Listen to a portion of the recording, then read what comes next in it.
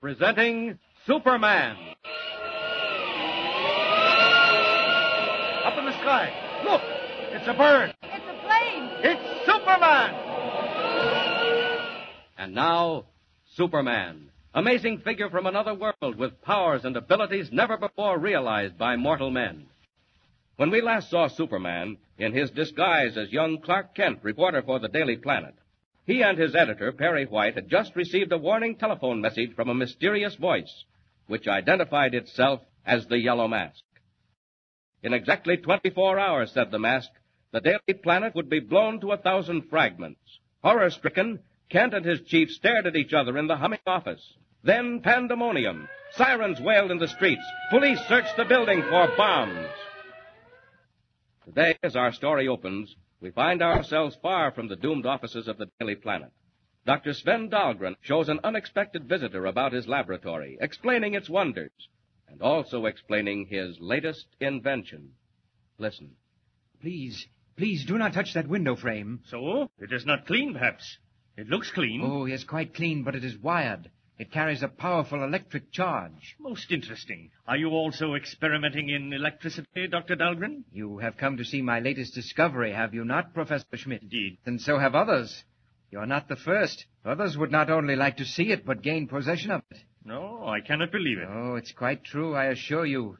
For weeks past, ever since word got out of what I was doing, I've been annoyed, even threatened. Threatened, Dr. Dahlgren? By whom? I don't know. Queer voices over the telephone, mysterious visitors in the dead of night. Yes, that is why I had the laboratory wired. But what do they want? They want my invention. They realize that whoever owns it controls a practically unlimited power. Unlimited power? Is that true? Certainly, Professor Schmidt. Unlimited power for destruction. Which is why I'm determined to keep the discovery a closely guarded secret. In the world today, my friend, there is destruction enough. Men are at one another's throats like dogs gone mad. No, I will never be a party to war and bloodshed. Ah, but come, I waste time. Into this room. Professor, don't brush against the metalwork. There it is, on the table, Professor. That is the machine. So small. My latest development. Small, light, compact, but deadly. Now then, please stand exactly where you are. Watch closely what happens to that glass on the edge of the table. Watch. It's amazing. The glass was shattered. Now, watch that small steel ball. Why, it's gone. Vanished. Blown into atomic dust. Then it's true. I didn't believe, but it's true. Certainly it's true. Based on the power of atomic force. Everything in the universe has a certain vibration point, Professor Schmidt. My machine focuses a beam of vibrating infragamma rays wherever I choose to direct it. And then? Any object in the path of the beam begins to vibrate. At a certain point, depending on the object, atomic force is overcome, and the object simply disappears, explodes, if you like, into nothing. Doctor, you say any object? Any object whatsoever, at distances up to a mile. Unbelievable, my dear doctor. Let me be the first to congratulate you. Thank you. You have done me a great service, doctor. You have placed in my hands an instrument of destruction that will at last give me what I have been seeking. Absolute control of the world and every living thing in it. What? What do you mean? You have been horribly misled, Dr. Dahlgren. I am not Professor Schmidt of Hawthorne University. Mere men who work under me know me by quite another name. I am destined to become supreme ruler of the universe, and with this deadly machine. Get out of my laboratory! Get out before I... You won't do anything, Doctor. Not if you value your life. This gun I hold in my hand is fully loaded. Take care. You're mad, utterly mad. How far do you think you'll get with that machine? The police will... Beyond the reach of the police, I assure you. I have laid my plans with great care, Doctor. First, I shall destroy the building which houses one of your great newspapers, because a reporter on that paper foiled my plans in the West and succeeded in jailing 2 of my men. When that is done, I will go about the task of creating for myself the position I rightfully deserve.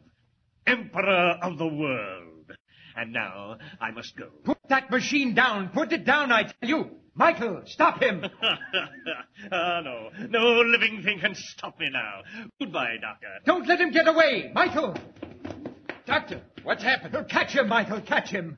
Doctor, what's the matter? You're pale. He got away with the atomic beam, Michael. You know what this means? That lunatic, he has in his hands the power of life and death. He is a walking symbol of death. Where is Clark Kent? The minute he gets back, send him in. Here I am, Mr. White. Oh, Kent, where have you been? Down in the cellar helping the police. Turn up anything? Any sign of a bomb? Not a thing, Mr. White. We combed the building from top to bottom. Anything turn up here? Not so far. What's the time? It's 4 o'clock. If that fellow really meant business, we've only got about 2 hours to go. Call in your office, Mr. White. Oh, thanks, Lois. Oh, by the way, Kent, I don't think you know Miss Lane. Lois, this is Clark Kent. Oh, how do you do? You wait here till I get back, Kent. I won't be a minute. Oh, the boy wonder, huh? Why, Miss Lane, what do you mean? They tell me you talked yourself into a job, went out west, and came back with the biggest story of the month, all in less than a week. Well, I guess I was pretty lucky. I'll say you were lucky. Now you're the white-haired boy, huh? I'm afraid I don't quite understand. Got the old man hypnotized. He thinks you're Horace Greeley. I'm afraid I don't... Oh, don't act so dumb. All this nonsense about a time bomb in the cellar. What's the big idea? Miss Lane, I only wish I knew. You mean to tell me you didn't make it up out of your head? I certainly did not. I don't believe it. Well, now what's the matter? Listen. Don't you hear something? Oh, I hear the presses in the basement. No, outside. Pardon me a minute. Come to the window. Now, don't you hear anything? What do you think you hear? A plane. There's a plane out there flying low. Well, I'll be... Now, look, Mr. Kent, this is a big town. You'll find quite a few planes flying around here all day and all night. If it bothers you, you better go back to the farm. No, really, I Yes, mean it. really, I mean it, too. Tell the old man about your big discovery. Here he comes now. Well, anything new? Yes, you're a star reporter. Heard a plane. It was flying pretty low, Mr. White. Well, what of it? Oh, I got a job for you, Lois. Yeah, good job. No. Go out and interview a scientist. Human interest stuff. Who is he and where? Dr. Sven Dahlgren. Got his own laboratory out on Haven Avenue. Look the number up in the book. Who is he, Mr. White? What's on his mind? Leading American investigator in the field of atomic energy. Must we... Yeah, come on, get going, Lois. Get going. This paper's always been tied in with science. We've been after Dahlgren for a long time, and now he comes to us. Why? Well, he said somebody stole a new machine he invented. I couldn't make much sense out of it, but he seemed pretty worried. Wanted me to rush a story into print. Oh, what's the matter with the police? I suggested that, but he said he needed more than the police. Sounds cracked, but it may make a yarn. On your way, Garley. Oh, all right, if you say so, Mr. White. I'll get right out there. So long, Mr. Star Reporter. You come with me, Kent, into the office. I can't stand much more of this. I know, Mr. White. It's nerve-wracking, this yellow mask business. Worse than that. I don't know whether to believe it or not. If we could only get a lead. Ordinarily, I wouldn't give it a second thought. Just another crank. But I don't know, Kent. I swear I don't know. Oh, what's the time now? 5 after 4. Don't keep thinking about the time, Mr. White. Confound it, what else can I think of?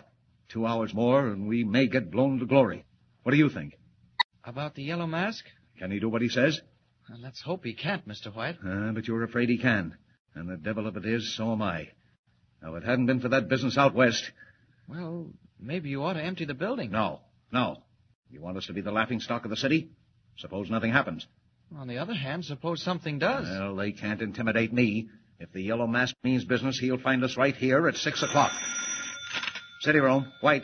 Mr. White, this is Dr. Dahlgren speaking. Yes, Dr. Dahlgren. One of our best people is on the way to your laboratory right this minute. No, that is not why I call. I wanted to tell you. Yes? The man who stole my atomic beam machine mentioned a newspaper.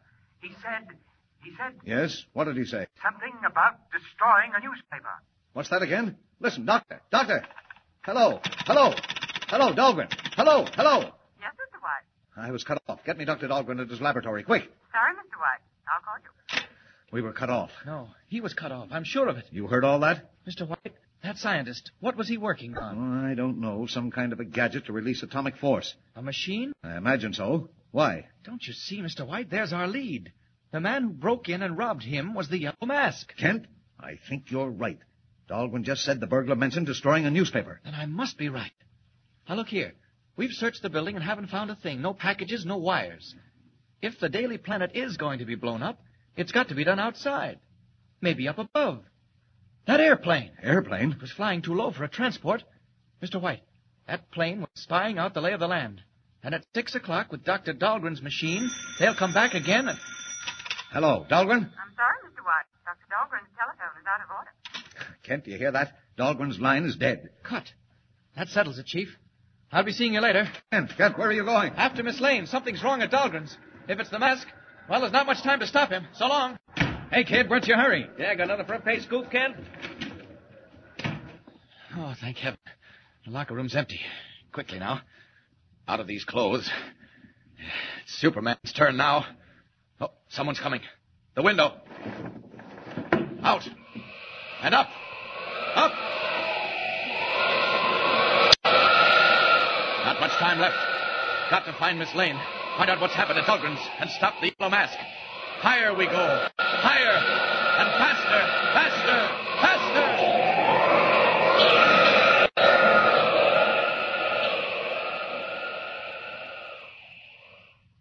Deadly peril hangs over the offices of the Daily Planet.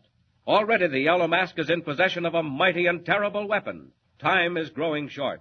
But Superman is on the way. Powerful form streaking through the night sky, red cape whistling in the wind. Can he arrive in time? And what new unforeseen danger is already creeping in on the laboratory of Dr. Dahlgren, with Lois Lane about to enter, all unknowing? Tune in next time and follow the story. Remember, be with us again for the next startling transcribed installment of Superman.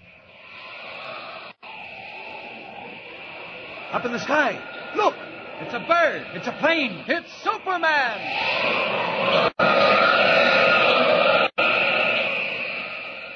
Superman is a copyrighted feature appearing in Action Comics magazine.